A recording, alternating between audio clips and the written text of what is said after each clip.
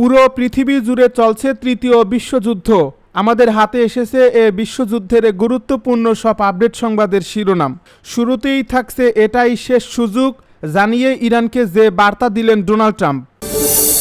এবারে জানিয়ে দিব দক্ষিণ লেবাননে দখলদার ইহুদিবাদী ইসরায়েলি বাহিনীর ভয়াবহ বিস্ফোরণ।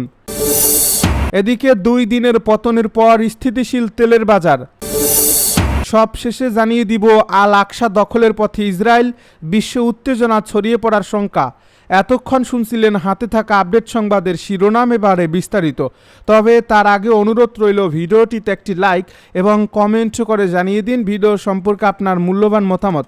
আরও জানিয়ে দিন ভিডিওটি কোথা থেকে দেখছেন বা কোন জেলা থেকে দেখছেন। এটাই শেষ সুযোগ জানিয়ে ইরানকে যে বার্তা দিলেন ট্রাম্প। যুক্তরাষ্ট্রের প্রেসিডেন্ট ডোনাল্ড ট্রাম্প দাবি করেছেন ইরানের সঙ্গে আলোচনা চলছে এবং 5 মাস ধরে চলা যুদ্ধের অবসানে একটি সমঝোতায় পৌঁছানোর জন্য এটিই তেহরানের শেষ সুযোগ। তবে ট্রাম্পের এই দাবি সরাসরি অস্বীকার করেছে ইরান। দেশটির পক্ষ থেকে বলা হয়েছে যুক্তরাষ্ট্রের সঙ্গে কোনো আলোচনা চলছে না এবং এমন কোনো বৈঠকের পরিকল্পনা নেই।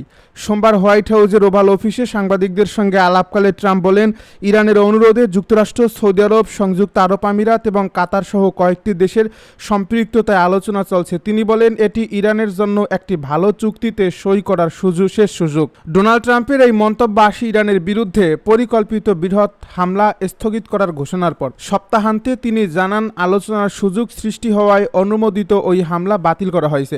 তবে ট্রাম্পের বক্তব্যের কয়েক ঘন্টার মধ্যেই তা নাকচ করে দেন ইরানের পররাষ্ট্র মন্ত্রণালয়ের মুখপাত্র ইসমাইল বাঘাই। তিনি বলেন, যুক্তরাষ্ট্রের সঙ্গে কোনো ধরনের আলোচনা চলছে না এবং সামনের দিনগুলোতেও কোনো বৈঠকের সূচি নির্ধারিত হয়নি। বাঘাই আরও জানান, ইরান বিদেশি কোনো প্রতিনিধি দলকে আমন্ত্রণ জানাচ্ছে না এবং কোনো আলোচককেও দেশের বাইরে পাঠানোর পরিকল্পনা নেই। পররাষ্ট্রমন্ত্রী আব্বাস আরাঘসি বর্তমানে ধর্মীয় সফরে ইরাকে অবস্থান করছেন। তিনি ছাড়া ইরানের সব আলোচক দেশে রয়েছেন।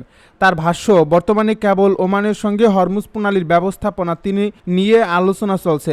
রয়টার্সকে ইরানের একটি জ্যেষ্ঠ সূত্র জানিয়েছে, যুক্তরাষ্ট্রের সঙ্গে কোনো আলোচনা নির্ধারিত হয়নি। পাশাপাশি পররাষ্ট্রমন্ত্রী আরাঘসি অন্তত সপ্তাহের শেষ পর্যন্ত কোনো আলোচনায় অংশ নেবেন না। এরপর সোমবার নিজের সামাজিক যোগাযোগ মাধ্যম ট্রুথ সোশ্যালে দেওয়া এক পোস্টে ট্রাম্প ইরানের নেতৃত্বকে অবিশ্বাস্য রকমের প্রতারক বলে মন্তব্য করেন। তিনি দাবি করেন, ইরানি বৈঠকের অনুরোধ জানিয়েছে এবং খুব শীঘ্রই আরও আলোচনা অনুষ্ঠিত হবে। একই পোস্টে ট্রাম্প আরও বলেন, হরমুজ প্রণালীর উপর যুক্তরাষ্ট্রের নৌবাহিনীর পূর্ণ নিয়ন্ত্রণ রয়েছে। তিনি লেখেন, যুক্তরাষ্ট্রের ইস্পাত প্রাচীর আমরা না চাইলে ইরানের কাছে কিছুই পৌঁছাবে না। কোনো চুক্তি কিংবা সম্পূর্ণ আত্মসমর্পণ না হওয়া পর্যন্ত কিছুই যেতে দেওয়া হবে না। ডোনাল্ড ট্রাম্প ও তেহরানের পরস্পর বিরোধী বক্তব্যে বিশ্লেষকদের ধারণা, চলমান সংঘাতের কূটনৈতিক সমাধানের সম্ভাবনা এখানে খুব একটা উজ্জ্বল নয়। দক্ষিণ লেবাননে দখলদার ইসরায়েলি বাহিনীর ভয়াবহ বিস্ফোরণ। লেবাননের ন্যাশনাল নিউজ এজেন্সির খবরে বলা হয়েছে, দক্ষিণ লেবাননের হাদ্দাতা শহরে একটি বিশাল বিস্ফোরণ ঘটিয়েছে ইসরায়েলি বাহিনী। বুধবার রোমে ইসরায়েল ও লেবাননের মধ্যকার নতুন দফার আলোচনার প্রথম দিনেই এই বিস্ফোরণের ঘটনা ঘটল। উল্লেখ্য, গত জুনে হওয়া একটি রূপরেখা চুক্তির পূর্ণাঙ্গ বাস্তবায়ন এগিয়ে নেওয়ার লক্ষ্যই এই আলোচনা চলছে। ওই চুক্তির আওতায় হিজবুল্লাহর নিরস্ত্রীকরণের পাশাপাশি দক্ষিণ লেবানন থেকে পর্যায়ক্রমে ইসরায়েলি সেনা প্রত্যাহারের কথা রয়েছে। 2 দিনের পতনের পর স্থিতিশীল তেলের বাজার। টানা 2 কার্যদিবসের দরপতনের পর আন্তর্জাতিক বাজারে তেলের দাম আবার স্থিতিশীল হতে শুরু করেছে।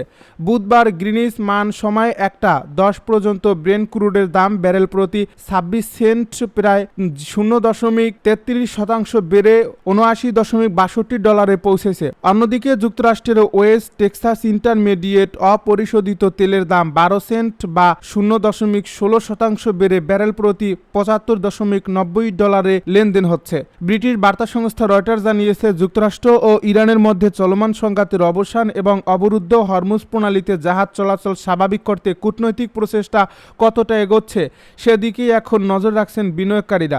তাই আপাতত তেলের বাজারে কিছুটা স্থিতিশীলতা দেখা যাচ্ছে। আল আকসা দখলের পথে ইসরায়েল, বিশ্ব উত্তেজনা ছড়িয়ে পড়ার শঙ্কা। জেরুজালেমে অবস্থিত মুসলিমদের অন্যতম পবিত্র ধর্মীয় স্থান আল আকসা মসজিদ ও ডোম অব দ্য রক শীঘ্রই ইসরায়েলের দখলে যাওয়ার হুমকিতে রয়েছে। এমন পরিস্থিতিতে সতর্ক বার্তা দিয়ে আবারও মুসলিম বিশ্বের পররাষ্ট্রমন্ত্রীদের নিয়ে জরুরি বৈঠক ডেকেছে জর্ডান। দেশটির আশঙ্কা, পবিত্র স্থানটির বর্তমান পরিস্থিতিতে পরিবর্তন আনা হলে তা বড় ধরনের ধর্মীয় সংঘাতের সূত্রপাত ঘটাতে পারে।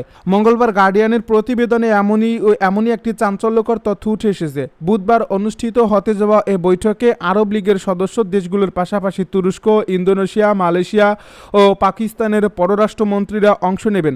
বৈঠকের আয়োজন করছে জর্ডানের পররাষ্ট্রমন্ত্রী আয়মান সাফাদি। জর্ডানের এই সতর্ক বার্তার পেছনে রয়েছে আল আকসা প্রাঙ্গণে ইহুদি ধর্মীয় উগ্রপন্থীদের ধারাবাহিক প্রবেশ ও ধর্মীয় আচার পালনের ঘটনা। জর্ডানের হাশেমি রাজ পরিবারের তত্ত্বাবধানে থাকা এই মসজিদটি ও এর প্রাঙ্গণে কেবল মুসলিমদের নামাজ আদায়ের অনুমতি রয়েছে। গত 23 জুলাই ইসরায়েলের জাতীয় নিরাপত্তা মন্ত্রী ইতামার বেন গভিরের নেতৃত্বে ধর্মীয় ডানপন্থী প্রায় 2000 ইসরায়েলি আল আকসা প্রাঙ্গণে প্রবেশ করেন। এসব ইহুদিদের অধিকাংশই ছিল অবৈধভাবে বসতি স্থাপনাকারী। তাদের কাছে টেম্পল মাউন্ট নামে পরিচিত এই এলাকাটিতে হামলা চালায় তারা। সেখানে তারা প্রার্থনা ও বিভিন্ন ধর্মীয় আচারও পালন করে। জর্ডানের কর্মকর্তারা এই ঘটনাটিকে আধুনিক ইতিহাসে ওই স্থানের সবচেয়ে গুরুতর লঙ্ঘন হিসাবে বর্ণনা করেছেন। টেম্পল মাউন্ট এলাকায় বিশেষ পুলিশ ইউনিট গঠনের নিয়োগ কার্যক্রম নিয়ে উদ্বিগ্ন আম্মান। আগামী সেপ্টেম্বরে ইহুদি ধর্মীয় উৎসবের সময় পরিস্থিতি আরও উত্তপ্ত হতে পারে বলে জর্ডানের আশঙ্কা। দেশটির পররাষ্ট্রমন্ত্রী আয়মান সাফাদি গার্ডিয়ানকে বলেন, এটি একটি নিরন্তর বিপজ্জনক হুমকি যা আমরা আমাদের হাতে থাকা সম্ভাব্য প্রতিটি উপায় দিয়ে মোকাবেলা করার চেষ্টা করছি। আমরা সতর্ক করছি, স্থিতি অবস্থায় হস্তক্ষেপ একটি ধর্মীয় সংঘাতের জন্ম দিতে পারে যা ফিলিস্তিন ও জর্ডান ছাড়িয়ে সমগ্র মুসলিম বিশ্বে প্রতিধ্বনিত হবে। আল আকসা প্রাঙ্গণের তত্ত্বাবধানে জর্ডানের ভূমিকা দীর্ঘদিনের। অটোমান আমল থেকে এ দায়িত্বের সূত্রপাত হলেও 1966 সালের যুদ্ধের পর এবং 1994 সালে ইসরায়েল জর্ডান শান্তি চুক্তিতে জর্ডানের এই তত্ত্বাবধান পুনর্ব্যক্ত করা হয়। জর্ডানের উদ্বেগ শুধু জেরুজালেমে সীমাবদ্ধ নয়, পশ্চিম তীরে ফিলিস্তিনিদের ব্যাপকভাবে উচ্ছেদ বা স্থানান্তরের আশঙ্কাও করছে আম্মান। এমন কোনো পদক্ষেপ নেওয়া হলে বিপুল সংখ্যক ফিলিস্তিনি জর্ডানে প্রবেশ করতে পারেন, যা দেশটির অর্থনীতি, রাজনীতি ও জনসংখ্যাগত ভারসাম্যের উপর বড় চাপ তৈরি করতে পারে। ফিলিস্তিনিদের জর্ডানে স্থানান্তরের যে কোনো প্রচেষ্টা তাদের দেশ থেকে বিতাড়ন এবং আন্তর্জাতিক আইন লঙ্ঘনের পাশাপাশি পুরো অঞ্চলে বড় ধরনের উত্তেজনা সৃষ্টি করবে বলে জানান সাফাদি। ফিলিস্তিনি শরণার্থীদের পূর্ববর্তী ঢেউ থেকে আসা জর্ডানিরা ইতিমধ্যেই জর্ডানের 1,15,00,000 জনসংখ্যার অর্ধেকেরও বেশি। সাফাদি বলেন, আমাদের অবস্থান হলো এটি একটি রেড লাইন যা আমরা অতিক্রম করতে দেব না। আমরা সবাইকে জানিয়ে দিয়েছি যে ইসরায়েলিদের দ্বারা ফিলিস্তিনিদের জর্ডানে বাস্তুচ্যুত করার যে কোনো প্রচেষ্টা প্রতিহত করতে যা করা দরকার আমরা তাই করব। এটি শুধু আন্তর্জাতিক আইন এবং ফিলিস্তিনিদের নিজ ভূমিতে থাকার অধিকারের লঙ্ঘনই হবে না, বরং এটি পরিস্থিতিকে আরও ভয়াবহ করে তুলবে।